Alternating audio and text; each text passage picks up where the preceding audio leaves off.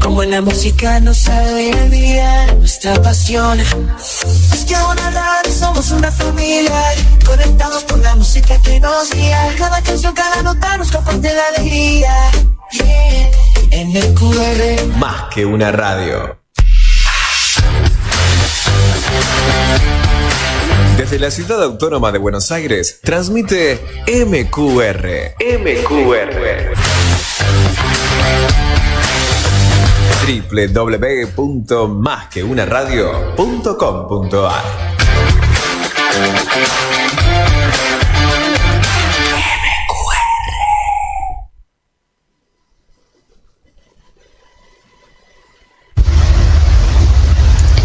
Vuelve a girar la cinta de Moebius, esa cinta del movimiento constante, algo así como el afán del hombre por construir su cultura, su identidad.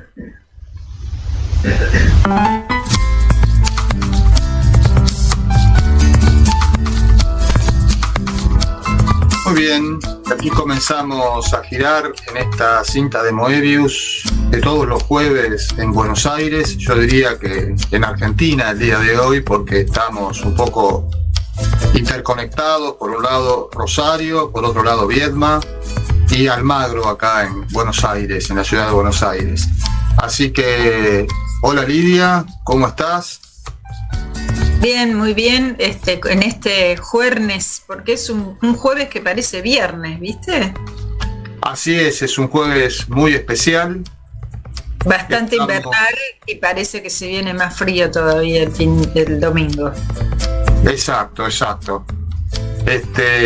Bien, hoy tenemos una invitada muy especial, Sonia Scarabelli, que está en Rosario, y nos acompaña también Dafne Pidemunt desde Viedma. ¿Qué nos podés contar de Sonia, Lidia? Bueno, nació en Rosario en el mismo año que el conductor de este programa, ciudad en la que vive. Publicó los libros de poemas La memoria del árbol, Celebración de lo invisible, Premio Municipal de Poesía Felipe Aldana 2003. También publicó Flores que prefieren abrirse sobre aguas oscuras, El arte de silbar, Últimos veraneantes de febrero, La felicidad de los animales, Poesía reunida 2021, que incluía 2 libros inéditos, y también Las cosas comunes. En 2009 publicó La orilla más lejana en la colección de crónicas de la Editorial Municipal de Rosario, y en 2023 recibió el Premio Provincial de Poesía José Pedroni para obra publicada por Últimos veraneantes de febrero. Hoy nos vamos a ocupar de Las cosas comunes, que fue publicado este año por la editorial Bajo la Luna, y voy a leer un comentario que hizo Alejandra Méndez Bujo, no en particular sobre Las cosas comunes, sino sobre la poesía de Sonia. Dice: podemos encontrar poemas en diálogos con sus gatas, con las plantas, con seres amados, con el universo mínimo que sin embargo es máximo, aquello que nos hace sentir como ese horizonte interminable se hace visible en nosotros. Algo del movimiento natural de las cosas se vuelve en sustancia, aguas preciosas que circulan por el espíritu y nos exalta de embriaguez en la celebración de lo invisible, suspiros que nacen del silencio. Desde lo más profundo del yo lírico aparece una potencia de lo leve, una simpleza que es difícil de alcanzar. Bueno, entonces bienvenida Sonia Scarabelli a Moebius en la radio. Muchas gracias por la invitación, y gracias por el recibimiento. Bueno, es un gusto tenerte con nosotros, Sonia. Siempre, charlamos con el poeta y demás. Hoy se nos va a sumar Dafne a esta charla, como siempre que hacemos este espacio federal. Pero bueno, como siempre, nos gusta empezar escuchando en este caso a la poeta invitada, así que te invitamos a leer algunos poemas, como para que nuestros oyentes vayan conociendo tu poesía. Sí, ya no la conocen. Bueno,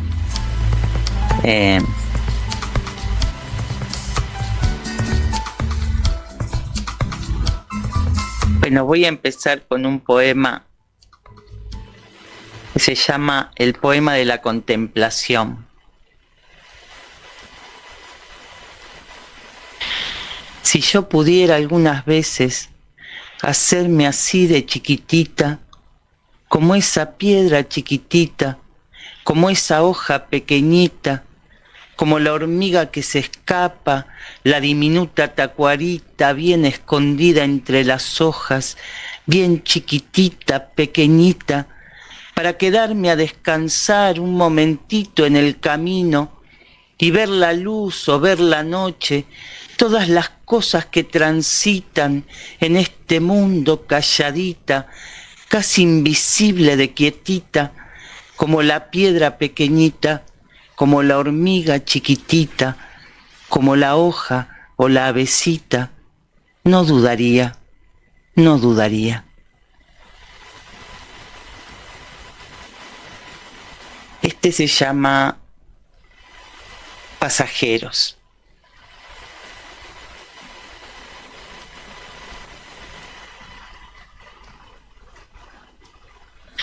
A solas en la cabina en penumbras, conversamos cruzando la noche el joven conductor y yo, como encerrados en un pequeño huevo, mientras afuera se prepara un clima de tormenta y todas las tristezas se abaten juntas sobre nuestra especie. Nunca nos habíamos visto, pero de pronto comprendo algo extraordinario. Este no es el huevo de la serpiente de ese huevo no ha llegado hasta aquí y viajamos juntos en la noche, luna menguante y estrellas gordas como luciérnagas vistas muy de cerca. En este febrero que se ha vuelto fresco, somos dos antiguos compañeros de especie, menor él y yo vieja, que marchan juntos y conversan como si nuestra unión viniera del fondo de los tiempos, mientras aumenta la amenaza de una nueva glaciación. Está aprendiendo, me cuenta este trabajo. Yo comparto lo poco que conozco, sugiero las ventajas para alguien que está más cerca del fin que del principio, y él asiente y comenta lo difícil, lo fácil de empezar. Finalmente, en la puerta de casa me despide con un saludo humano y le respondo lo mejor que puedo.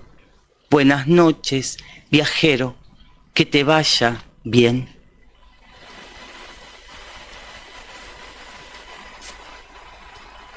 Muy bien. Bien. Uno más, Sonia, uno más. ¿Uno más? Uno más. Bueno, voy a leer el que le da título al libro, que se llama Las cosas comunes y que está dedicado a un amigo y una amiga de acá de Rosario, Luján y Natalio. La amiga joven habla de las cosas comunes como quien sirve el plato de comida en la mesa vacía del hambriento y sin querer hace doble el alimento.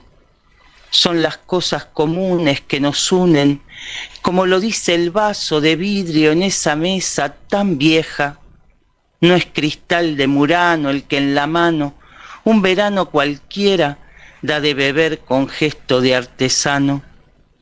Hoy recuerdo a otra amiga en el fraseo corto del venteveo y lo recibo como una cosa común, estar conmigo y con ella, que a estas alturas vive, yo no sé en cuál estrella. Cuando es común la cosa, son las cosas comunes las que rozan la alegría en medio del más triste de los días. Muchísimas gracias, Sonia, por tu lectura. Por favor.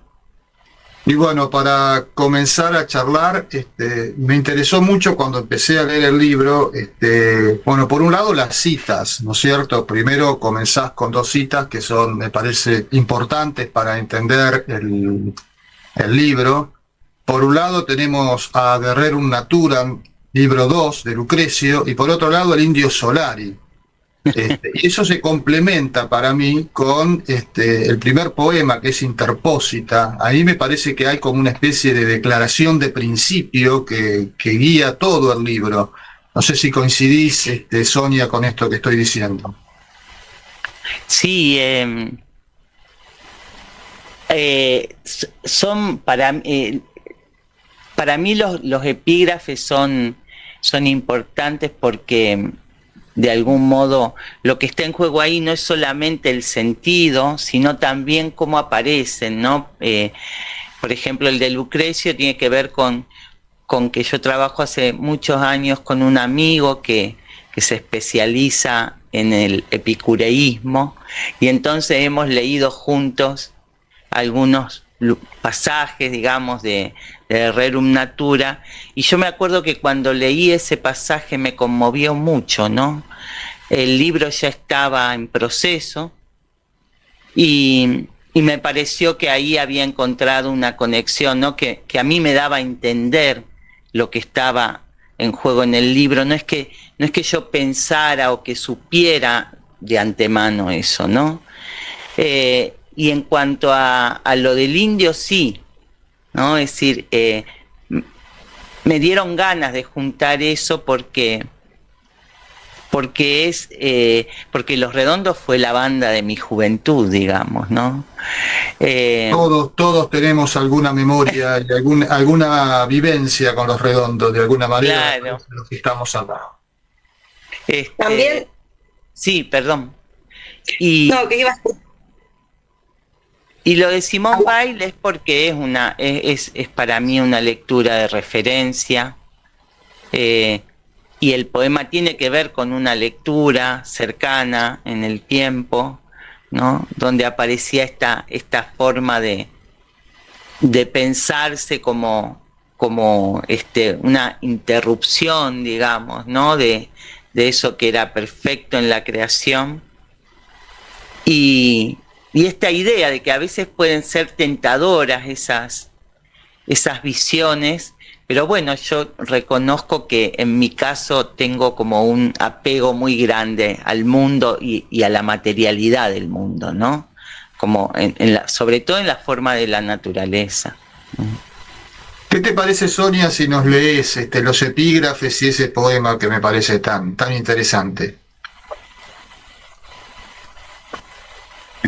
El primer epígrafe, el de Lucrecio, dice: oh mentes desdichadas de los hombres, oh espíritus ciegos, en qué tinieblas de vida, en cuán grandes peligros se consume el poco tiempo que hay. Y el del indio es de una de sus últimas canciones, dice: es temprano aún para irme al silencio, este planeta es un lugar adorable. Bueno, esto de que este planeta es un lugar adorable, yo lo leía en gran parte de los poemas de Las Cosas Comunes. Y bueno, leamos el poema Interpósita de que estábamos hablando, que es el que abre el libro. Sí. Simone Weil quería sacarse de en medio para que un Dios desconocido, incognoscible, un Dios así, se quedara por fin a solas con su obra en una unión perfecta, sin los latidos del corazón de ella perturbando el silencio del cielo, ya no andar interpósita sobre la tierra que pisaba, el mar que oía, quitar al yo del centro y en la devolución sellar el pacto. A veces pienso que la entiendo, pero no. Late mi corazón aquí y yo me alegro. Me encanta esto de que lata tu corazón y que te alegres en este mundo. Pensaba un poco. Sí, adelante. Hola, acá Dafne, todavía ni me presenté, soy más callada ante el público hoy, ante los oyentes y las oyentas.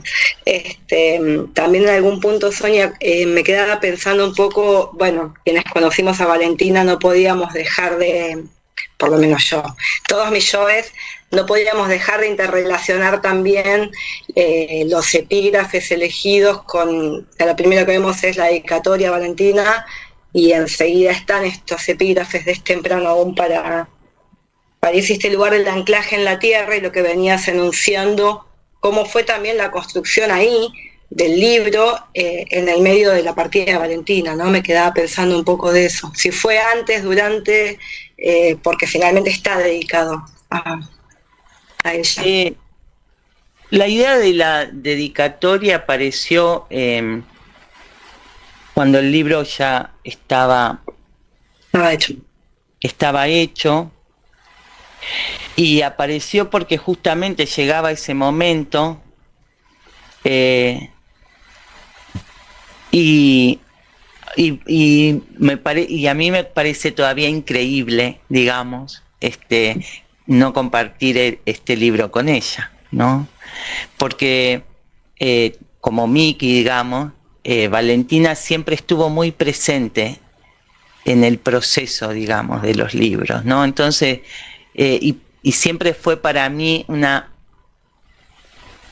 voz muy alentadora, ¿no? Siempre tenía un gesto, un comentario, algo que en esos momentos en los que una está dando un paso que también implica algún grado de exposición, eran como tranquilizadores, ¿no? Y amorosos. Y además para mí era una gran artista también, ¿no? Digo, en muchos sentidos, en la manera en que hacía las cosas, digamos, ¿no? Entonces, me pareció que era imposible que no, digamos, que no estuviera de algún modo compartiendo ese momento, ¿no? Y me pareció que esa era una buena manera. No conecté, la verdad, la situación, sino fue el cariño todo el tiempo. Lo que más presente me la hizo todo el tiempo fue el cariño, ¿no? Y a mí me llevaba como en la acción del pasar, ¿no? Como todo el tiempo el libro está con la idea de que del movimiento de la naturaleza propio y la acción del pasar. De hecho, es un verbo que aparece un montón de veces, esto de que se pasa. Y ahí fue como que fui relacionando y dije, claro, y le termina dando esa unidad. Me imaginé que era posterior, o sea, que fue ahí en el mismo momento en que, por los tiempos de edición y todo, pero dije, qué loco cómo se termina completando, ¿no? La acción no se me había ocurrido, la verdad, verlo así. Sí, bien impresionante eso. Sonia, cuando leí el libro me interesó, por lo menos me resonó, una idea que tiene que ver con la humanidad y con un concepto mucho más amplio de humanidad. Hay un poema, por ejemplo, que es el poema Naledi, que habla, bueno, de esta especie de humanos, ¿sí? Esta idea que amplía el concepto de humanidad, ¿no? Porque en esta época se considera humano solo al Homo sapiens, y ha habido a lo largo de la historia tantas humanidades, y hay todavía en esta época tantas humanidades, y coexisten con nosotros en nuestro propio cuerpo tantas humanidades. Así que te quería preguntar sobre ese poema, cómo te surgió esta idea que estás trabajando, y que no solo está en este poema Naledi, sino que también lo encontré en otros poemas del libro, este concepto que abre esta idea de humanidad, ¿no? Sí, eso es algo que a mí siempre me interesó, que es algo que me llama la atención hace ya muchos años. Yo estudié antropología cuando era jovencita. Uh-huh. Y en esa etapa, digamos, me impactó mucho esa idea de las especies, ¿no? Y me gusta a mí pensar, digamos, la relación que tenemos en términos de especie, no solo de humanidad, digamos, no más recortado a esa idea, sino de especies, como si imaginándonos como especie, pudiéramos también entrar en un sentido más común con las otras especies, mientras que a veces imaginándonos como humanidad, me parece que recortamos el orden del sentido, ¿no? Entonces, es como si de algún modo los poemas pudieran o quisieran, digamos, acercarse un poco a eso, pero es siempre en un sentido que no es, no sé cómo decirlo, no es conceptual, digamos, es simplemente eso que siempre está dando vueltas y a veces el poema ayuda a decirlo, ¿no? Yo si ustedes me dijeran, bueno, pero contá, no sé si tendría las palabras, digamos, las encuentro más bien cuando escribo el poema. Por fuera no, después, no es cierto, no terminé la carrera, no me dediqué a la antropología, ¿no? Pero sí me gustó pensar eso desde otro lugar, y siempre en los poemas eso aparece, ¿no? Y ese poema nació simplemente por la lectura de una noticia. A mí me llama mucho la atención cierto tipo de informaciones, ¿no es cierto? Me dan curiosidad, digamos, es por curiosidad. Y entonces me enteré de esta especie que aparentemente, ¿no?, habían encontrado, y entonces ustedes habrán oído esto. Siempre hay toda una situación muy complicada cuando se trata de la datación, entonces empiezan a circular versiones, ¿no? Y hay toda una serie de relatos que empiezan a correr con esos descubrimientos, y me encantó el que escuché, digamos, ¿no? Esta idea de que era una especie que había inaugurado, digamos, esta acción de enterrar a sus muertos, ¿no? Y que de algún modo implicaba la posibilidad de simbolizar, retomando lo que dijo Dafne, ese paso, digamos. Y me conmovió esto de las cuevas en las que estaban los huesitos, ¿no? Que tenían la forma de un huevo, que nosotros lo asociamos además con un lugar de nacimiento, un orden de nacimiento, ¿no? Y entonces así fue como apareció el poema, y me pareció preciosa la palabra, Naledi, ¿no? La sonoridad de esa palabra que la traducen como estrella. No, era la palabra misma, me parece que era hermosa, digamos. Yo te agrego que esa cueva a la que te referís es de una belleza extraordinaria. Realmente es que enterraban a sus difuntos, a sus muertos, en un lugar maravilloso. Y tengo entendido que cuando llegaron fue muy difícil llegar hasta el lugar de enterramiento. Es un lugar muy difícil para poder ingresar. No sé cómo hacían ellos para trasladarse con sus difuntos hasta ese lugar, pero es un lugar de extrema belleza, el lugar donde los Naledis enterraban a sus difuntos, y llamaba la atención por la antigüedad de la especie, el hecho de que tuvieran esta manera, ¿no?, de enterramientos, y esto de alguna manera simbolizar este paso al que estábamos refiriéndonos, ¿no? Me encantaría que nos leyeras, Naledi, si quisieras.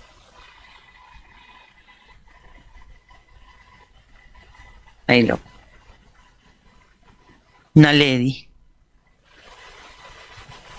Cuentan que fueron muchas las especies, pero yo me siento cada vez más parte de todas, como esa que ahora dicen se agitaba apenas iniciado el Pleistoceno con sus extensas llanuras de gramíneas y los hermosos bosques de angiospermas. Naledi, sus huesitos, por miles se encontraron regados al final de hondas galerías donde estaban dormidos como niños en su pequeño huevo de misterio. ¿Cómo creer que aquellos no soy yo, acurrucada al fondo de la gran madre quieta que aún no acababa de desperezarse después de haber soñado bajo inmensos glaciares por millones de años? Naledi, estrella, pequeño ser del huevo milagroso, bestiecita encontrada en su viaje a otro mundo, barquerito en el fondo de la piedra navegando las aguas de la muerte. ¿Qué importa si no fueras más que un cuento? La historia que contás vale por todas las que se pierden y se perderán, si es que con vos entramos por vez primera con nuestros ojos despiertos a la nada. Muchísimas gracias, hermoso. Por favor. Hermoso el poema. Bueno, después podemos seguir charlando sobre la naturaleza, sobre los pájaros, ¿sí? Me llamó la atención la presencia de las aves en tu poesía, pero siendo ya las 9:30, ¿qué les parece si hacemos una breve pausa, cerrando esta etapa con este poema, y después seguimos charlando, Sonia? Perfecto, sí. Lidia, ¿qué tenemos en el intermedio? Además de un poquito de jazz. Sí, Misael Castillo lee a Diego Planisic. Seguimos federales. Muy bien, seguimos en esta idea de difundir la poesía de todo el país. Y bueno, adelante Carlos, y después seguimos en esta cinta de Moebius charlando con Sonia Scarabelli, con Lidia y con Dafne. Adelante Carlos.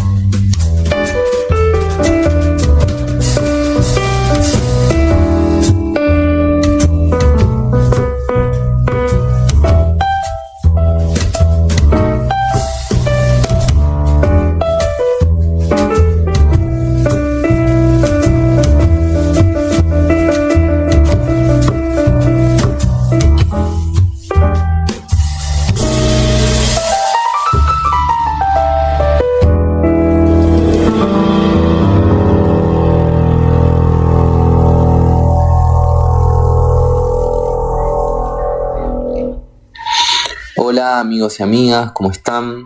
Mi nombre es Misael Castillo y dirijo junto a Pilar Sanjurjo el medio de comunicación Espías Rusos, y gracias a la invitación de nuestros amigos Lidia Rocha y Gerardo Curiá, les vamos a compartir dos poemas de un autor santafesino del norte de Santa Fe, más cerca del Chaco que de Santa Fe, que se llama Diego Planisic y publicó ya algunos libros de poesía muy interesantes. Los invitamos a leerlo. Este libro particularmente del que vamos a leer es Dos luces de frentes y lo publicó la editorial santafesina Palabrava allá hace algunos años. Así que les propongo la lectura de estos poemas. Vamos con el primero. Los toros. El olor a bosta se me cruza en un profundo cambio de aire. Trastabillo porque acá los caminos tienen huellas que nunca sanan. Los toros mugen de un lado donde las pasturas aún sirven. Ellos con sus 500 kilos son niños huérfanos que juegan solos. El sol no pierde la costumbre, los pájaros buscan lugar y en la tierra lo que siempre me falta. Y el siguiente poema se llama Aspas. Al molino le brillan las aspas, es una mariposa empotrada en el cielo de Santiago. Al quebrachal se le vuelan los pájaros, ya se piensan las primeras heladas. Somos hormigas hombreando el camino. Muchas gracias.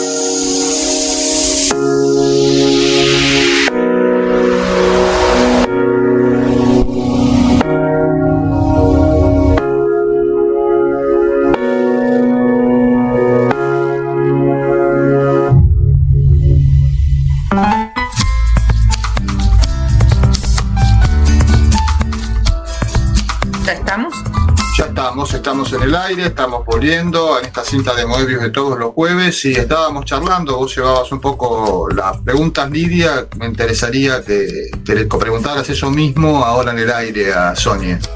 Sí, en realidad la pregunta que yo le quería hacer la dejo para más adelante porque ahora se abrieron nuevas preguntas. Que no quiero olvidarme de las 3 preguntas. Bueno, una se refería a que los poemas que leíste primero, donde hablabas de una amiga y de la conversación que se dio con alguien que te acompañaba en el auto, yo dije que entraste leyendo esos poemas y pensaba que el título del libro tiene que ver también con esos momentos de encuentro. Sí, con esos encuentros entre personas que a veces son de muchos años y a veces son muy fugaces, pero que es un libro de encuentros en algún punto, que las cosas que nos hacen felices son esos encuentros. Después también apareció el tema que nos estaba por desarrollar acerca de por qué, empezamos a hablar de los pájaros y nos estaba por contar Sonia de cómo los pájaros a partir de las quemas han vuelto a la ciudad. Y después, tercero, estaba el tema del chimango, que hay un poema que se llama Chimango, Chimango, con una escena muy bella a pesar de lo terrible, y que también pensé yo cuando hablaban de ese poema, que el chimango aparece también en el libro como un símbolo, un recordatorio de la muerte. Esas cosas era, pero vos podés seguir desarrollando tranquila la cuestión de la migración de los pájaros, que nos quedó la idea como en suspenso. Después, si querés, hablamos de los encuentros y otras cosas. Sí, yo creo que se junta todo un poco porque primero sí, hay algo que me parece que es que para mí fue toda una cuestión, que el poema que le da título al libro fue uno de los últimos que apareció. Y apareció por la visita de unos amigos, de estos amigos, ¿no? De esta amiga y este amigo tan jóvenes, mucho más jóvenes que yo por lo menos, que cayeron un día ahí en verano de visita, llamaron por teléfono y dijeron, tenemos helado, vamos. Y fue la sensación de esto que acaba de decir Lidia, ¿no? De un encuentro que ante situaciones que se viven como situaciones angustiosas o terribles, ¿no?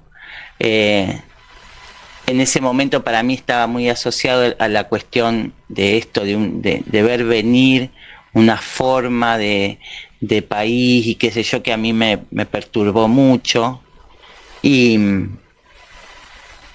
que llegaran ellos con esa frescura, ¿no? Entonces Luján, que es la chica a la que está ahí, la amiga a la que está dedicado el poema, llegó un poquito más tarde porque estaba presentando un trabajo en la universidad, y entonces le digo, ay, ¿cómo se llama? Mostrámelo, que me dice, se llama Las Cosas Comunes. Entonces yo le dije, te lo robo, ese título te lo robo, le dije, ¿no? Y entonces dije, bueno, o me lo das, pero sí, me dice. Y después de ese encuentro nació el poema, ¿no? Y después el título del poema se convirtió en el título del libro. Y yo creo que eso a mí me encanta de la poesía, que aparece, digamos, que es la poesía la ordenadora, ¿no?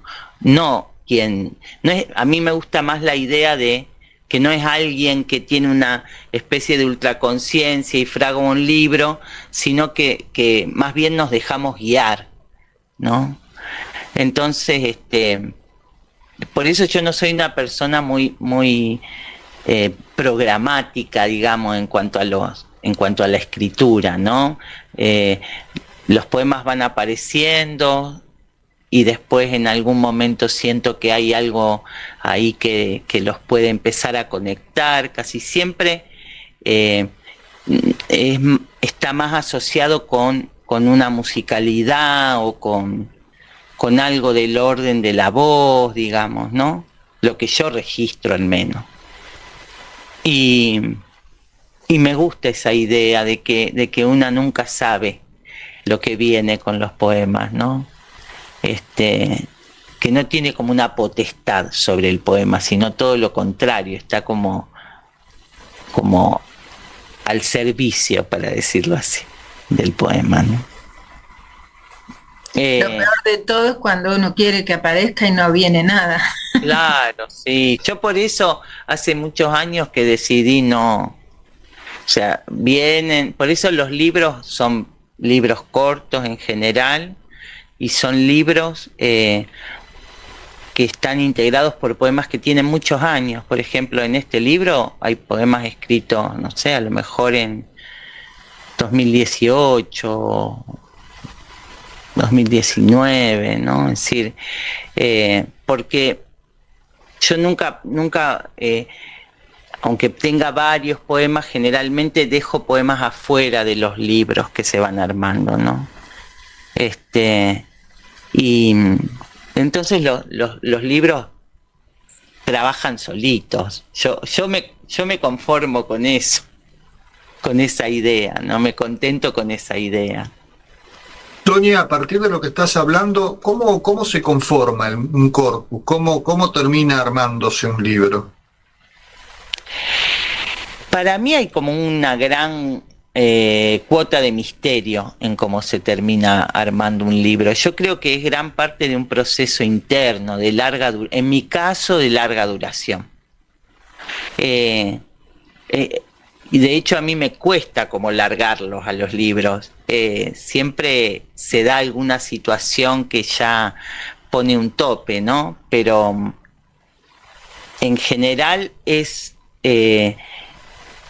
como si te empezara a rondar la sensación de que hay algo hablando ya ahí. Yo no encuentro una mejor manera de decirlo, ¿no?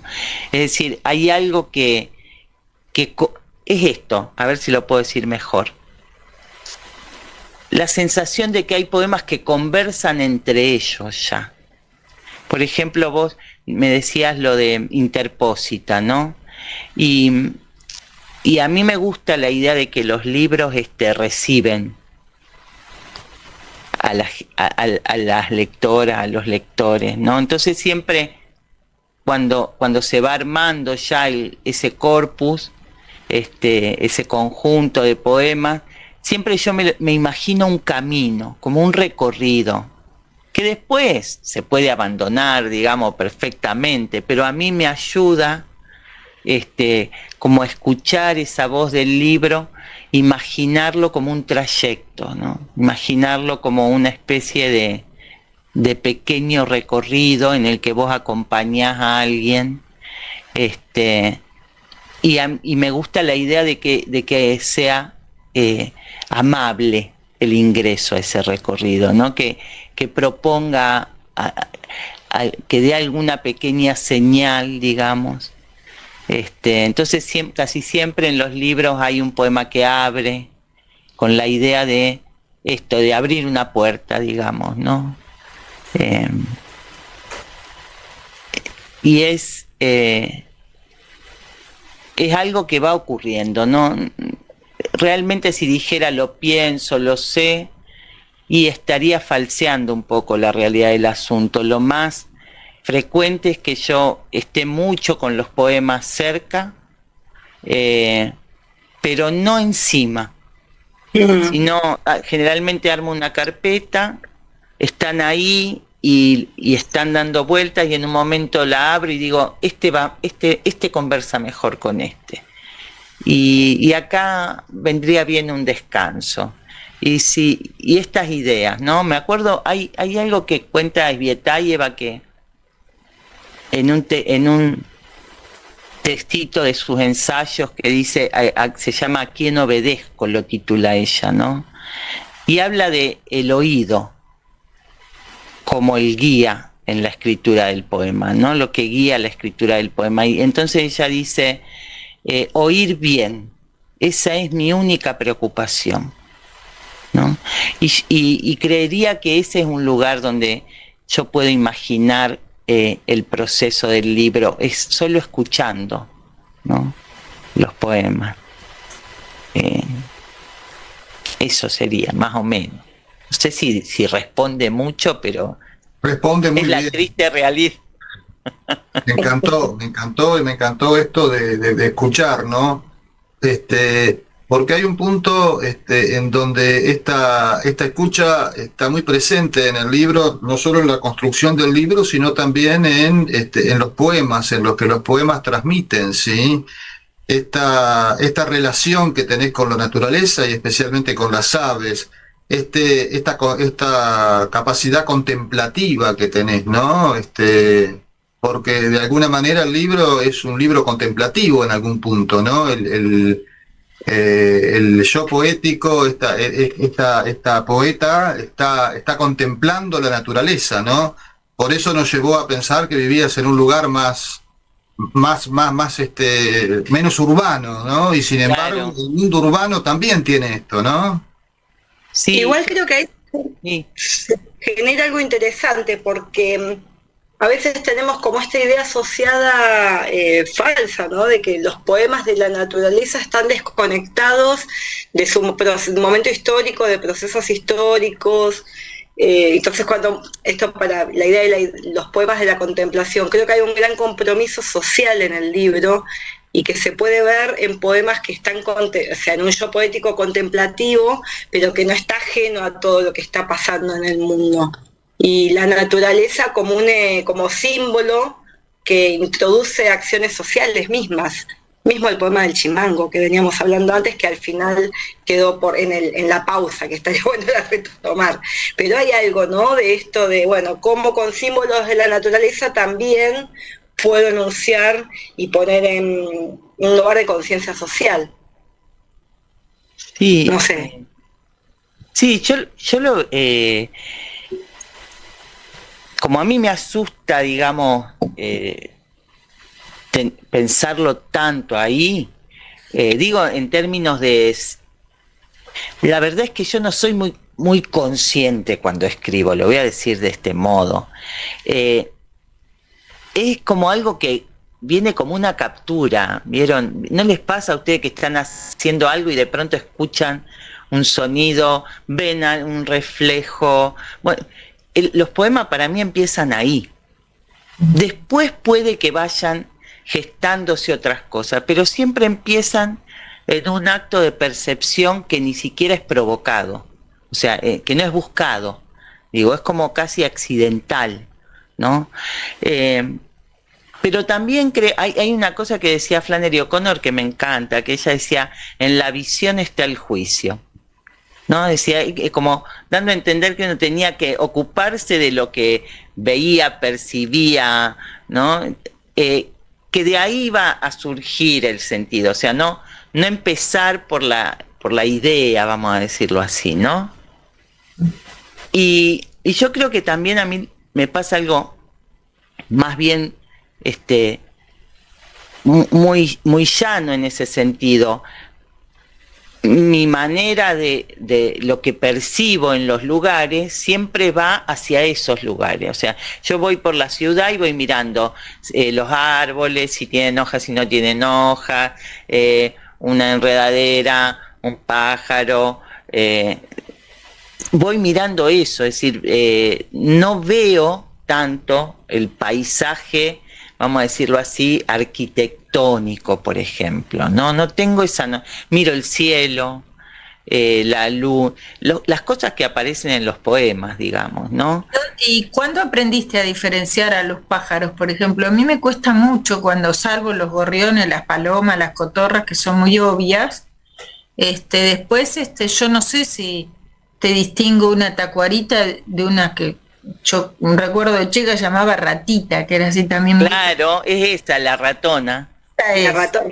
Acá en Santa Fe le decimos tacuarita. Es más lindo. Por lo menos en esta zona. Claro.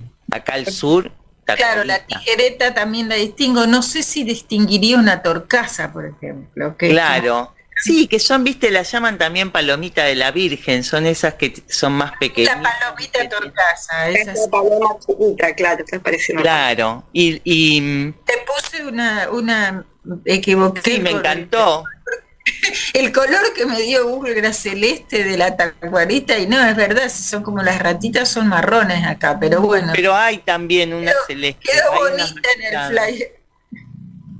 Sí, hay unas azuladas también, viste, hay